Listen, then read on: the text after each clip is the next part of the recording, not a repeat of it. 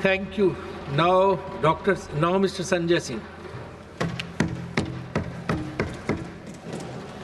धन्यवाद मान्यवर, आपने इस महत्वपूर्ण विषय पे भारत के संविधान के 75 वर्ष पूरा होने पर जो चर्चा हो रही है, उस चर्चा में मुझे भाग लेने का अवसर दिया, मुझे बोलने का अवसर दिया।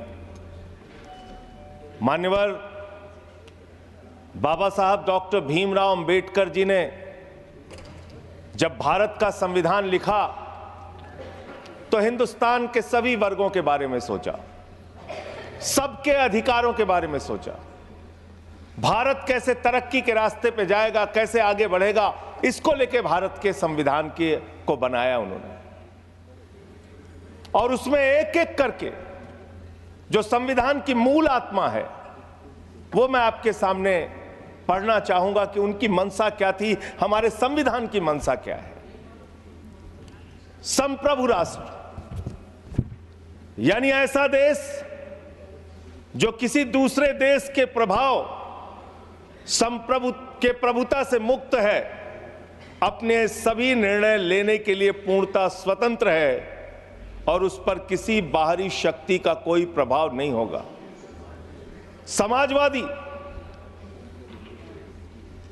समाजवाद एक ऐसा विचारधारा है जो ये मानती है कि समाज के सभी लोगों तक संपन्नता का हिस्सा पहुंचना चाहिए। धन संपत्ति भी समाज से ही उपजती है, तो उसका बंटवारा भी शांतिपूर्ण और न्यायपूर्ण तरीकों से लोगों के बीच होना चाहिए। लोकतांत्रिक समाजवाद की यह विचारधारा कहती है कि धन समाज के कुछ लोगों तक सीमित नहीं रहना चाहिए। उत्पादन के साधनों पर लोगों का मिला जुला मालिकाना होना चाहिए। यह भारत का संविधान कहता है मान्यवर। और आज क्या स्थिति है, भारत की क्या स्थिति है मान्यवर, मोदी जी के राज में क्या स्थिति है? 5%, देश के 5% लोगों के पास देश की 60% संपत्ति है और देश के 50% लोगों के पास मात्र 3% संपत्ति है। और पिछले 2012 से लेकर अगर 21 तक का आप रिकॉर्ड इनका देखेंगे तो 40% संपत्ति 1% लोगों के पास गई है। यह है इनकी समाजवाद की विचारधारा, यह है इनकी बराबरी की सोच, यह किस तरीके से ये भारत के अंदर गैर बराबरी को जन्म दे रहे हैं। समाजवादी आंदोलन में नारा लगता था, समाजवादी आंदोलन में नारा लगता था, जब तक दुखी इंसान रहेगा धरती पर तूफान रहेगा। नारा लगता था, रोटी कपड़ा और मकान मांग रहा है हिंदुस्तान। नारा लगता था, धन और धरती बट के रहेगी, भूखी जनता चुप न रहेगी। लेकिन आज भारत को इस हालत में इन्होंने पहुंचा दिया है मान्यवर, जहां पर 3% संपत्ति 50% लोगों के पास है और 5% लोगों के पास देश की 60% संपत्ति है। इसके आगे हमारा संविधान कहता है सेकुलरिज्म की बात, धर्मनिरपेक्षता, जिसका खुलेआम आप विरोध कर रहे हैं। ये एक ऐसी सरकार है, हमारे प्रधानमंत्री जी भारत के संविधान पे शपथ लेकर देश के प्रधानमंत्री बने। यहां पे बैठे हुए सांसद संविधान की शपथ लेते हैं, मंत्री संविधान की शपथ लेते हैं, लेकिन संविधान में लिखी हुई बातों को नहीं मानते। धर्मनिरपेक्षता से इनको मतलब नहीं है। हमको अगर दर्शन करना होता है मान्यवर तो हम काशी जाते हैं, महाकाल का दर्शन करने उज्जैन जाते हैं, प्रभु श्री राम का दर्शन करने अयोध्या जाते हैं। लेकिन भाजपाइयों को जब दर्शन करना होता है तो ये मस्जिद में भगवान का दर्शन करने जाते हैं, मस्जिद में भगवान का दर्शन करने जाते हैं। मस्जिद में मंदिर खोज रहे हैं पूरे देश के अंदर। तो इसलिए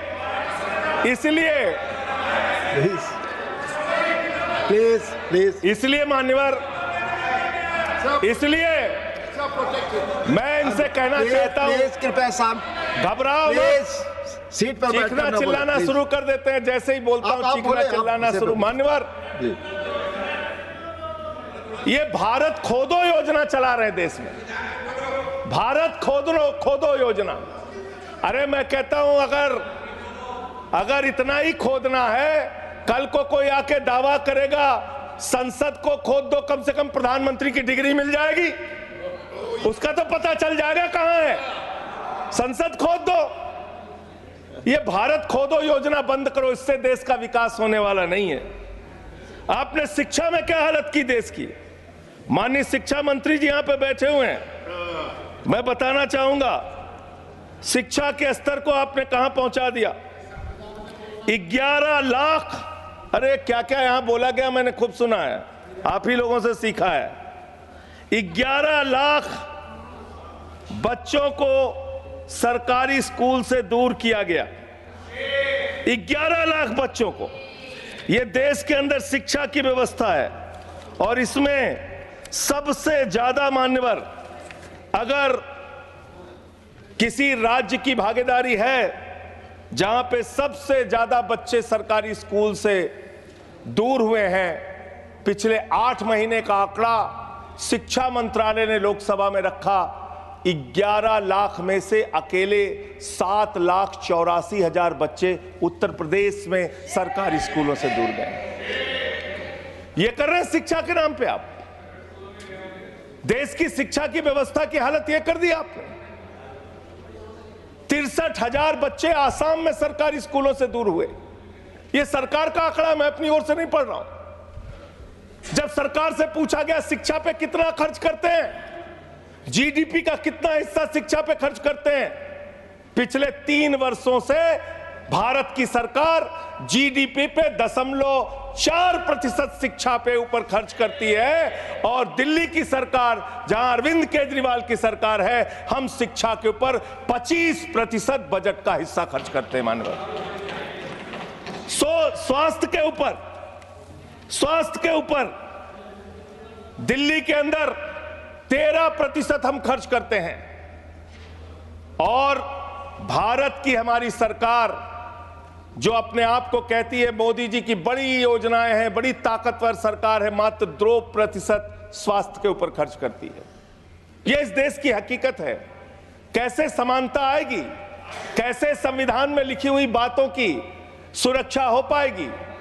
मैं दिल्ली की बात करूं, अगर एक राज्य सरकार दिल्ली के लोगों ने भी चुना, जिसको आप चलने नहीं देते, बार बार उसके ऊपर रोक लगाते हैं, लेकिन उस राज्य सरकार के काम क्या हैं वो आपको जानना बहुत जरूरी है।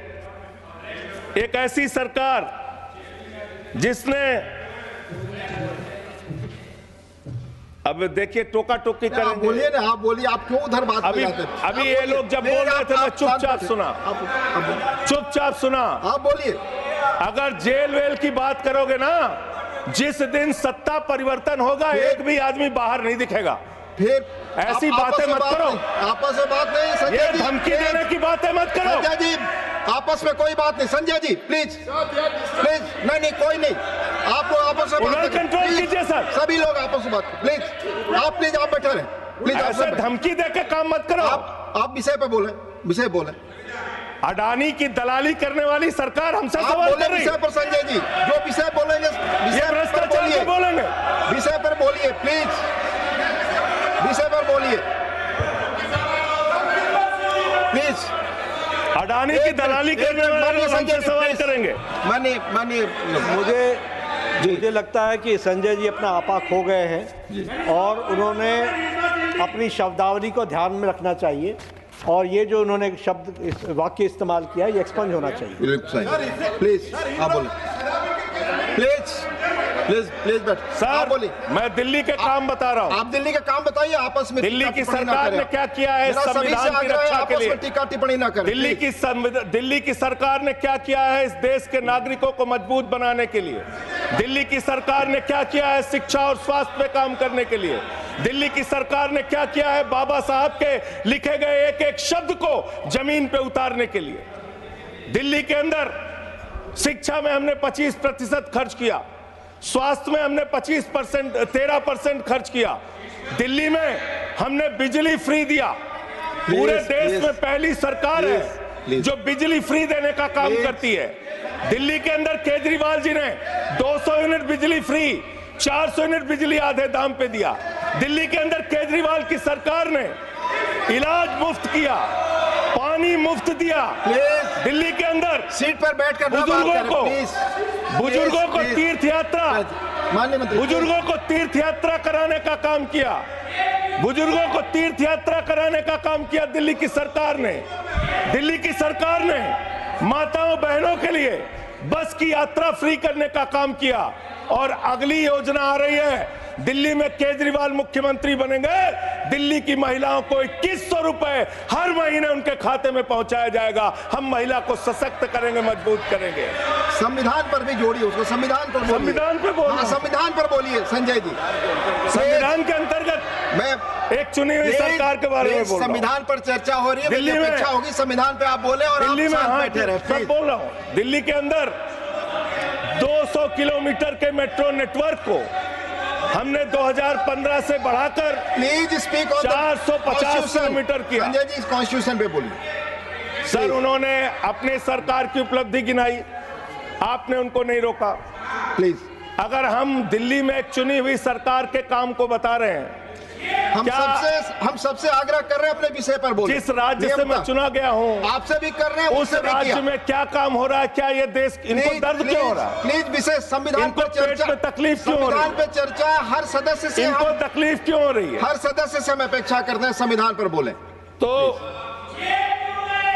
दिल्ली में प्लीज जेल 3 घंटे ईडी सीबीआई दे दो, सबको भेज दूंगा। चलो दे दो ईडी संजय जी, आप बोलते हैं, प्रवोक करते हैं, आप इसे पर बोलिए। ये सब चीजें नहीं जाएंगी, ये सब चीजें नहीं जाएंगी रिकॉर्ड पे। प्लीज, वो बोल रहे हैं जेल क्यों गए? आपस में बात न करें, आप बोले संविधान पर। नहीं, आप रोक रहे हैं उनको। आपस में बात न करें प्लीज। प्लीज, आप इस तरह टिप्पणी नहीं कर सकते माननीय सदस्यों पर। वो चीजें रिकॉर्ड में नहीं जाएंगी, इस तरह की टिप्पणी सदस्यों पर एक दूसरे पर करना। प्लीज, आप विषय पर बोले। सर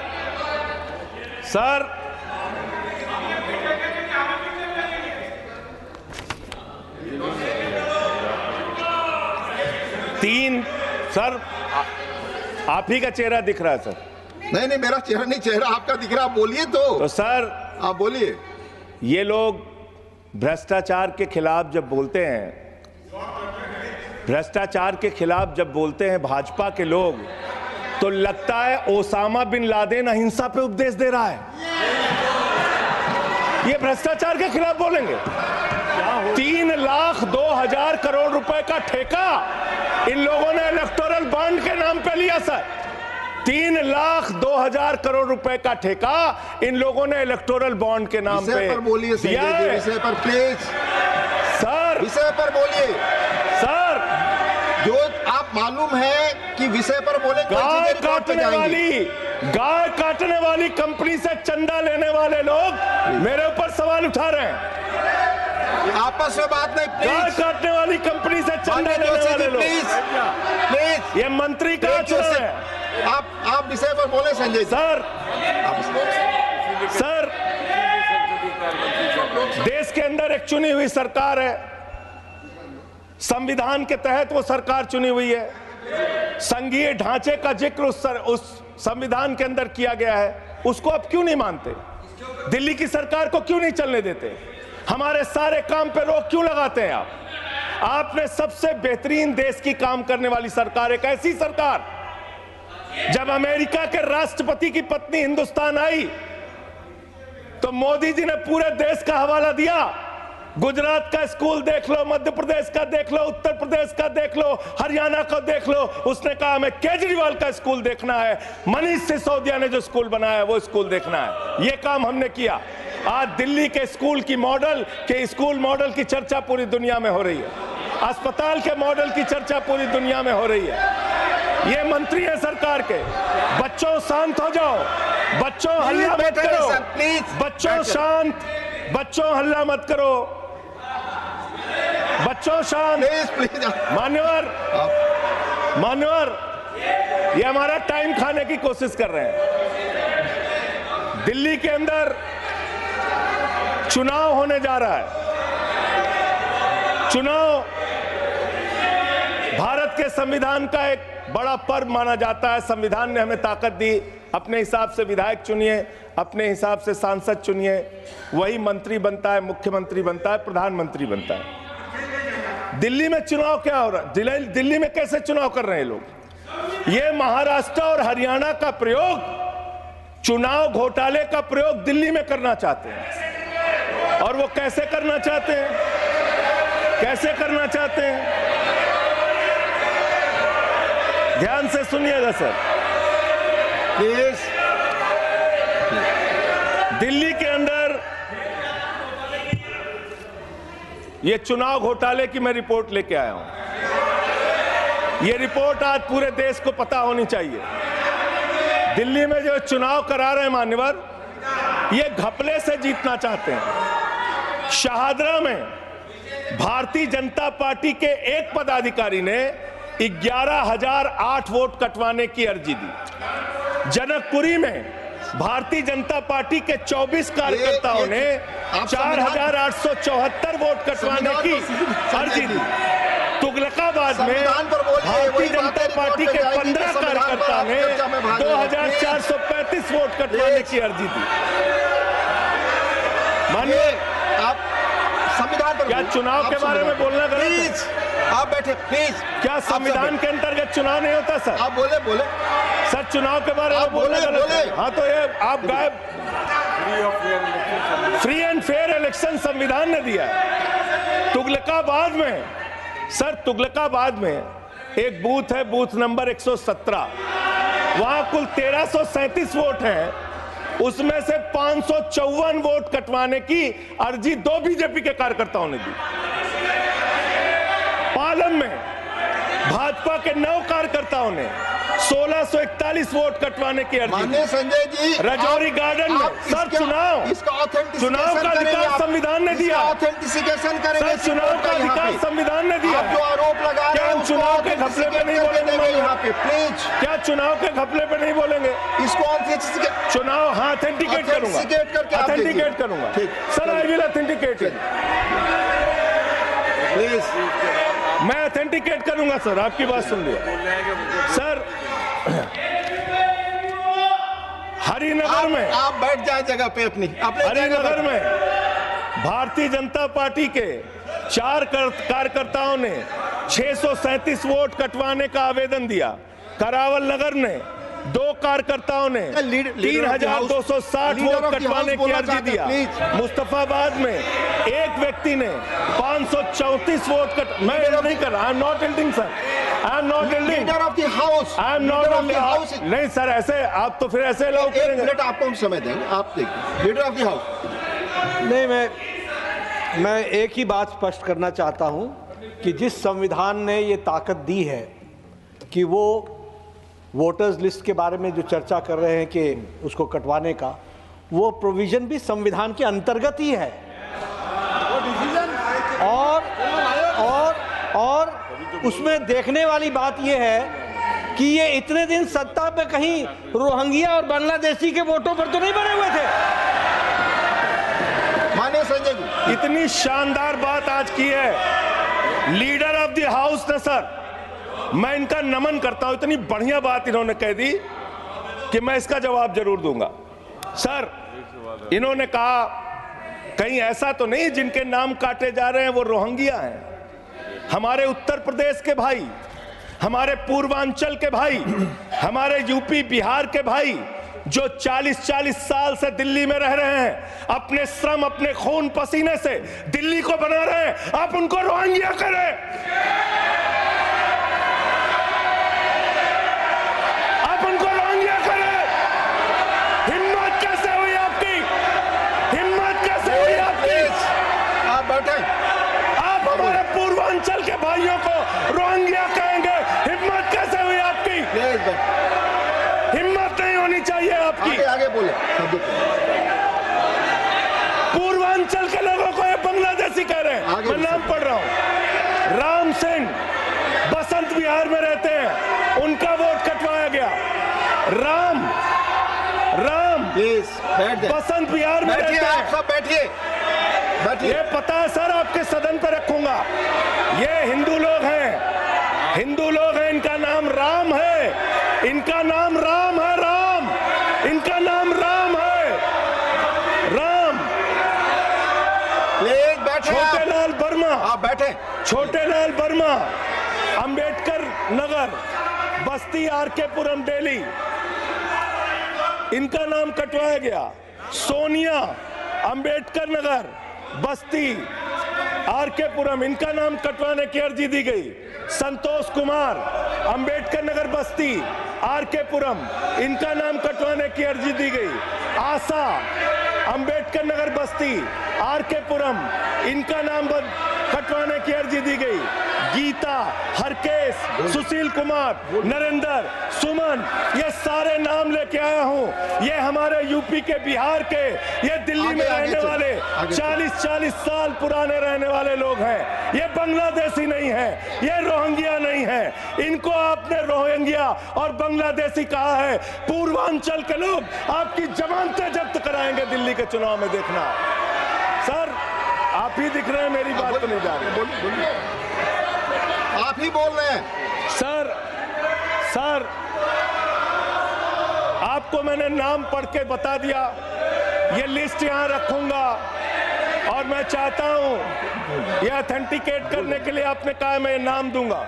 इसकी उच्च स्तरीय जांच कराइए, कैसे इन लोगों के नाम कटवाने की अर्जी दी जा रही है।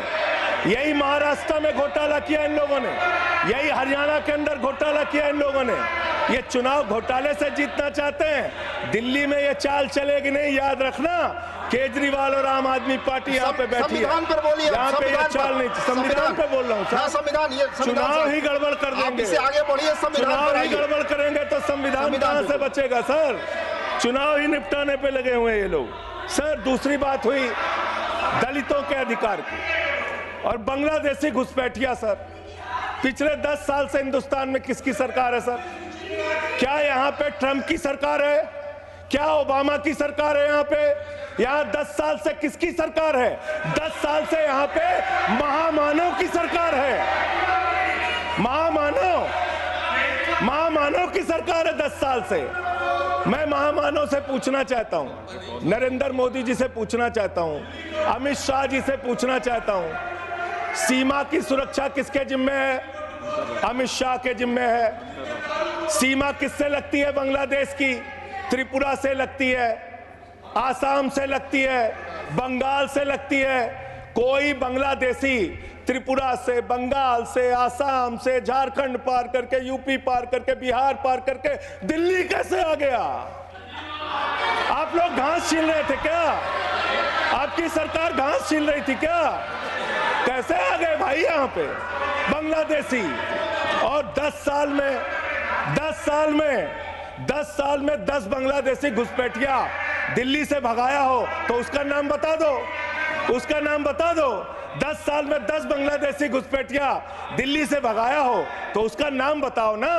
राजनीति क्यों करते हो? नरेंद्र मोदी का दोस्त अडानी बांग्लादेश को बिजली सप्लाई करता है। आप विषय पर बिजली सप्लाई करता है। प्रधानमंत्री पर आपने भारत की बिजली चोरी करके, भारत की बिजली चोरी करके बांग्लादेशियों का घर रोशन करते हो। संविधान पर बोलिए। हमें ज्ञान बता रहे हो, प्लीज हमको ज्ञान बता रहे हो। हजारों करोड़ की बिजली चोरी करके झारखंड की बिजली। सर आप ही आ गए सर, मेरा तो नाम गायब हो जाता हूं मैं।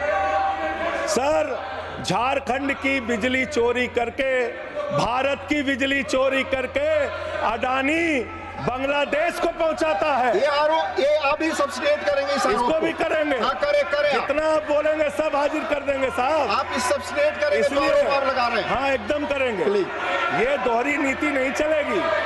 आपके लड़के कतर के शेखों के साथ बिजनेस करेंगे, दुबई के शेखों के साथ बिजनेस करेंगे, यहाँ मुसलमानों के खिलाफ हिंसा की बात करोगे।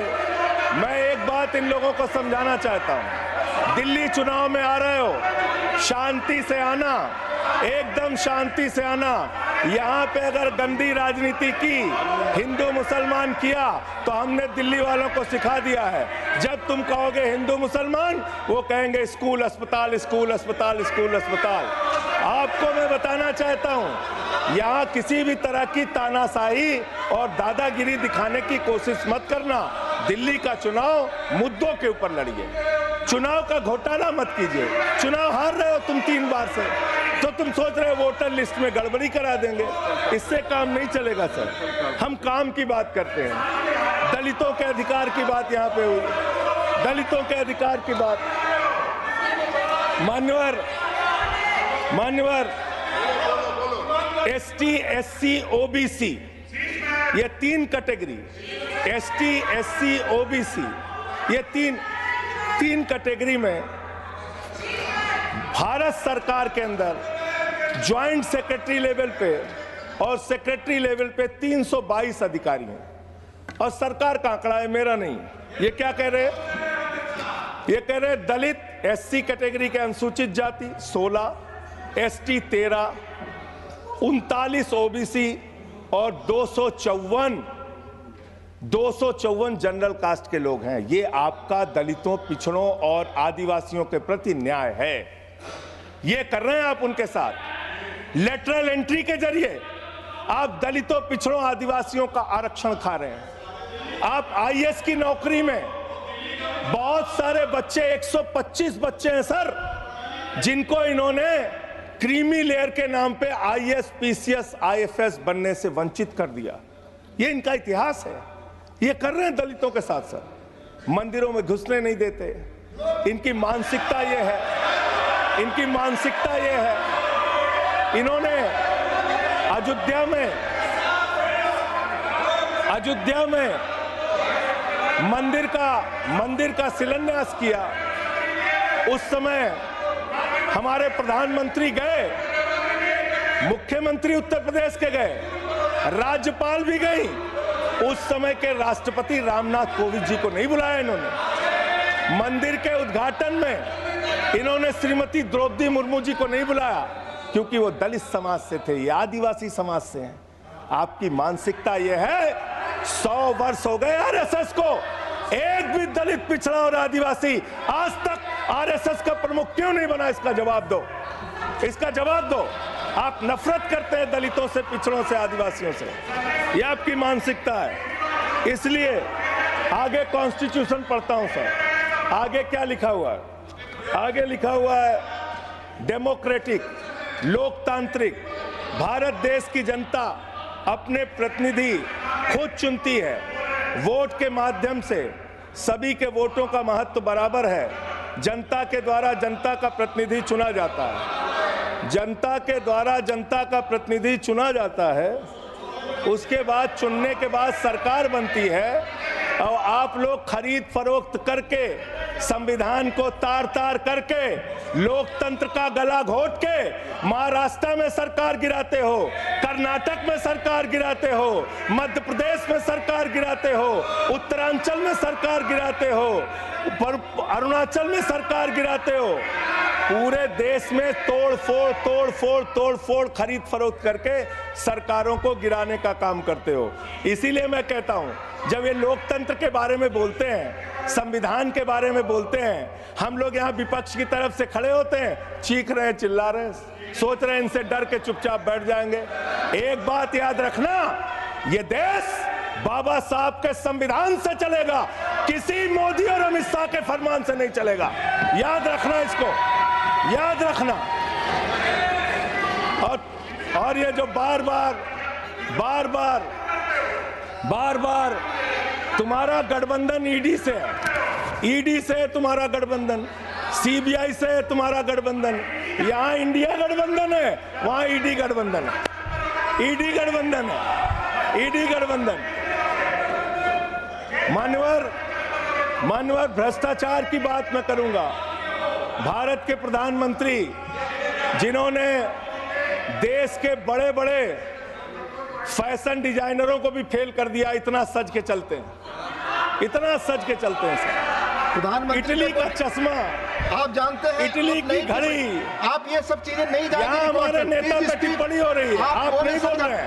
आप नहीं बोल सकते। हमारे नेता पे टिप्पणी हो रही है, आप नहीं बोल रहे हैं। प्रधानमंत्री पर आप टिप्पणी नहीं कर आप सकते। हमारे नेता पे संवैधानिक नियम आप केजरीवाल पे समझे। टिप्पणी हो रही है, आप नहीं बोल रहे हैं।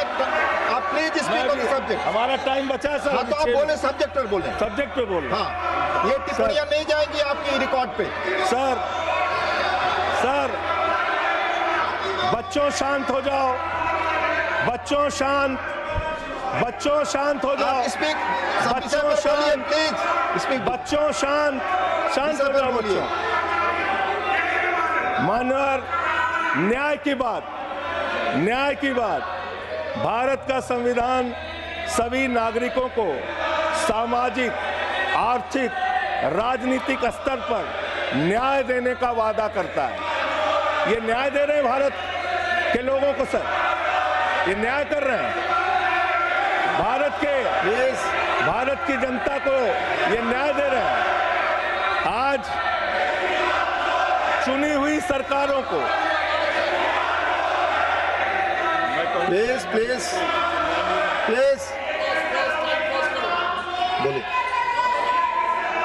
बोलिए अपने विषय पे बोलिए।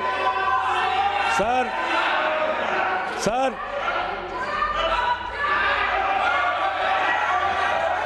ये अगर यहाँ नारा लगाएंगे, आप इनको रोक नहीं रहे। मैं बोल रहा हूँ उनको भी और आपको भी। वो नारे लगा रहे हैं, आपने शुरू किया माननीय प्रधानमंत्री पर टिप्पणी। नहीं, मैं अगर यहाँ नारा लगाऊंगा, प्लीज आप इसे पर बोलिए, संविधान पर बोलिए। तो इसलिए मैं ये कहना चाहता हूं, जरूरत से ज्यादा उतना ही काम करो जितना ठीक लगे। आप इधर बोले, आपस में बात ना करें। जरूरत से ज्यादा मत उड़ो। संजय जी प्लीज, जरूरत से ज्यादा मत उड़ो। संजय जी आप गली में शोर है। संजय जी नरेंद्र मोदी चोर है।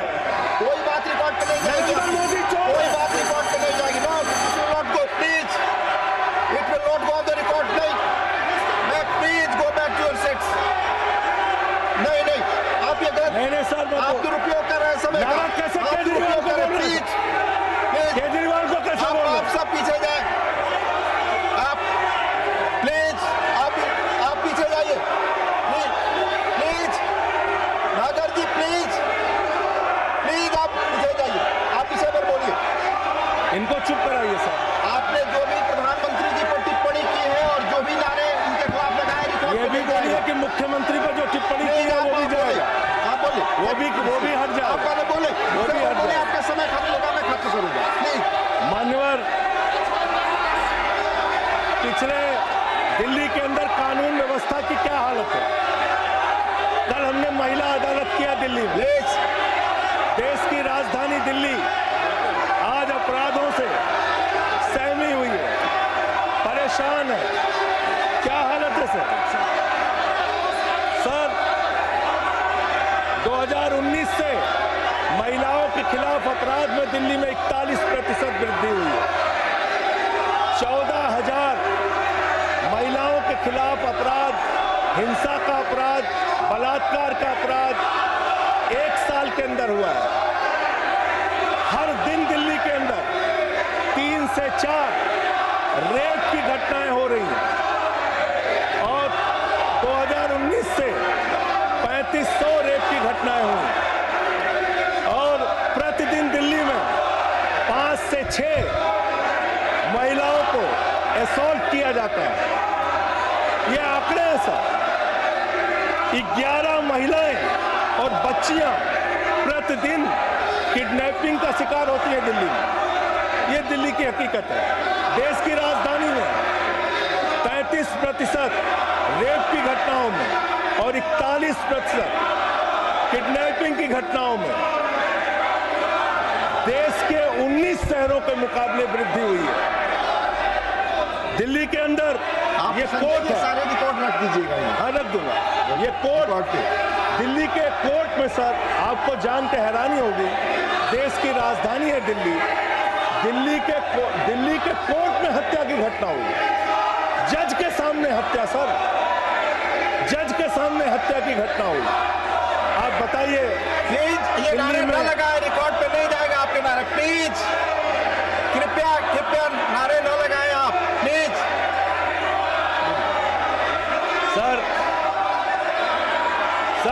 दिल्ली के अंदर कोर्ट में हत्या हुई। देश की राजधानी में राष्ट्रपति रहते हैं, प्रधानमंत्री रहते हैं, उपराष्ट्रपति रहते हैं, सारे लोग रहते। सर मेरा वीडियो नहीं आ रहा। सारे लोग रहते हैं देश की राजधानी में, और इस देश की राजधानी के अदालत में हत्या हो रही है। इसलिए मान्यवर, मैं आपके माध्यम से अनुरोध करना चाहता हूं, अंत में एक बात कह के, आज जब मैं आ रहा था, काशी लंका में रेहड़ी पटरी वालों की दुकानें तोड़ी जा रही हैं, गरीबों को उजाड़ा जा रहा है। जिस राजधानी दिल्ली में हम लोग रहते हैं सर, झुग्गी बस्तियों को तोड़ा गया, झुग्गी बस्तियों को उजाड़ा गया, और हर साल का आंकड़ा है, मैं आपके सामने रखूंगा। मेरा आग्रह होगा, प्लीज अपने सीट पर जाएं। प्लीज मान्यवर, एक बशीर बद्र की लाइन है, लोग टूट जाते हैं, बस खत्म हो रहा है। लोगों के घर उजाड़े जा रहे हैं सर, फिर आप ही का चेहरा आ रहा है सर। गरीबों को घर उजाड़ा जा रहा है दिल्ली में। बशीर बद्र की एक लाइन के साथ अपनी बात को खत्म करूंगा।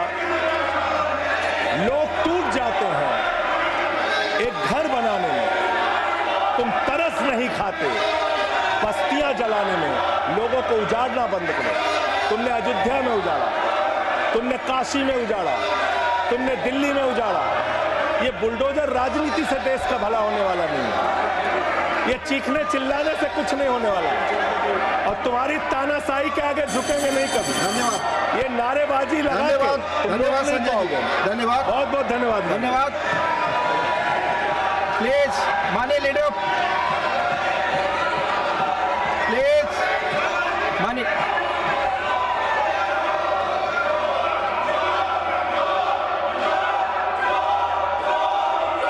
Leader of house, please no, please आप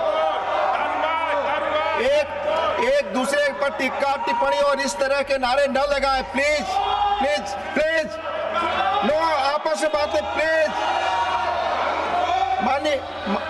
माननीय एलओपी, आप कुछ बोलने वाले थे। माननीय लीडर ऑफ हाउस, 3 बातें बताना चाहता हूँ। जी, पहली बात, जो संजय सिंह जी ने कही कि फलाने राम फलाने राम फलाने राम, संविधान में, इलेक्शन कमीशन में पूरा अधिकार है किसी व्यक्ति को किसी के वोट कर ऑब्जेक्शन करने का, और ऑब्जेक्शन में रीज़न देने का होता है। जिन लोगों ने भारतीय जनता पार्टी की तरफ से ऑब्जेक्शन दिया है तो साथ में रीज़न भी दिया है, और वो चाहे पूर्वांचल हो, चाहे रोंगिया हो, चाहे बांग्लादेशी हो, चाहे घुसपैठिया हो, वो सब उसमें आते हैं। दूसरी बात, इसलिए इसको राजनीतिक रंग देने की जरूरत नहीं है। इसको संजय जी प्लीज बैठिए। आप प्लीज बैठिए। मैं आपसे आग्रह करता हूं, संजय जी प्लीज बैठिए। ये आपस में गला फाड़ प्रतियोगिता ना करें, प्लीज बैठे, प्लीज। हाँ, इसको संविधान के नजरिए से देखने की आवश्यकता है, और आज हम संविधान पर चर्चा कर रहे हैं। इसको राजनीतिक रंग देने की जरूरत नहीं है। दूसरी बात आपने कही, सरकारें गिरा दी। अरे भाई, मध्य प्रदेश में हम 5वीं बार चुन करके आ गए, उत्तर प्रदेश में हम दूसरी बार लगातार आ गए। आपने महाराष्ट्र के बारे में कहा कि खरीद फरोख्त हुई, महाराष्ट्र ने landslide victory Bharatiya Janata party को दी। अरुणाचल प्रदेश में राउत साहब लैंडस्लाइड, आप तो उस दिन बोल रहे थे कि मैं तो विश्वास ही नहीं कर पा रहा हूं, लैंडस्लाइड। और अरुणाचल प्रदेश में लगातार तीसरी बार आ गए हम, गोवा में लगातार हम तीसरी बार आ गए। हम हैट्रिक बना रहे हैं और जनता के आशीर्वाद से आ रहे हैं, और वह समय दूर नहीं जब दिल्ली में भी आएंगे। लेकिन मैं संजय जी से यह जरूर कहना चाहता हूं कि भावनाएं कभी भी सीमा को क्रॉस नहीं करना चाहिए। और इस सदन के डिबेट को जहां जहां आपने उसका स्तर नीचा किया है, उपसभापति जी आप जरा रिकॉर्ड देख करके उनको एक्सपंज करने की कृपा करेंगे, इतना ही मैं देखा जाएगा।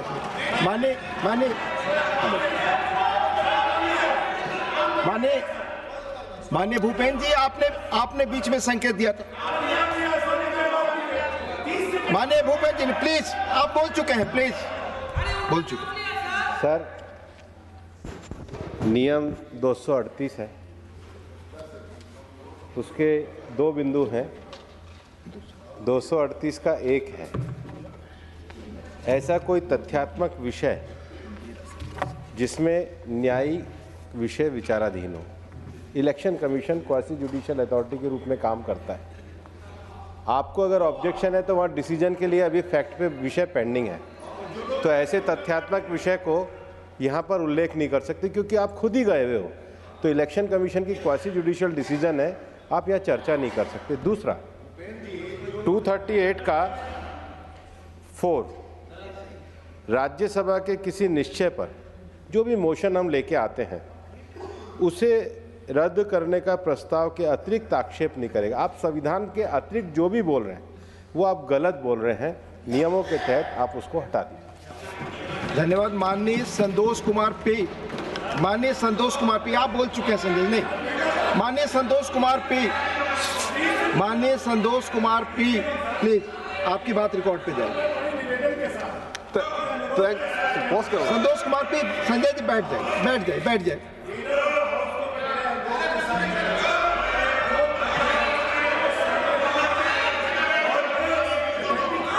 कह रहा हूं, जो व्यक्ति एक जगह पे, मान लीजिए ठीक है आपने कहा, जो व्यक्ति 40 साल से एक जगह पे रह रहा है, क्या उसका नाम?